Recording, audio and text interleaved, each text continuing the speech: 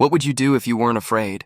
And what would I do if I knew I couldn't fail? I will never wish for fewer epic stories at the end of my life, and I've never regretted failures. I've always regretted things that I didn't try. Whatever it is that you want to do, there's going to be risk in your life, and risk is a necessary component of progress. Some people never will have much.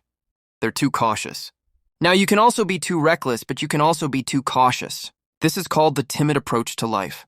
You can get so scared, and you can be so easily lulled into the idea that good is good enough. That feeling safe and comfortable is what you should always be looking for. That way of thinking in your 20s in particular deading wrong. Taking risks, in a non-naive way, well, then you have something that you can comfort yourself with at night when you're wondering what the whole damn point of your futile and miserable life. Doing what you mean to do and wanting what you want to. Want is so hard to do and so rare because we're built to conform. If you're going to get any further, you got to reinvent yourself. You know that thing that you really want to start doing, but you're worried what everyone might think about you if you do. You should do it. You should definitely do it. I want you to start to create this mindset of taking risks and going big. Found that nothing in life is worthwhile unless you take risks. Nothing. It was a big risk. It was a big chance. And it was no guaranteed return ticket. It was a one-way ticket. Possibly to, I'm a head coach of high school football to this day. Take the biggest risks of your entire life right now. Remember, you have time.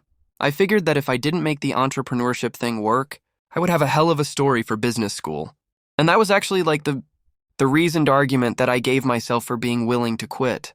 Because your DNA, who you are as a person, is wrapped up in your dreams, and what this world has done to you is take that from you.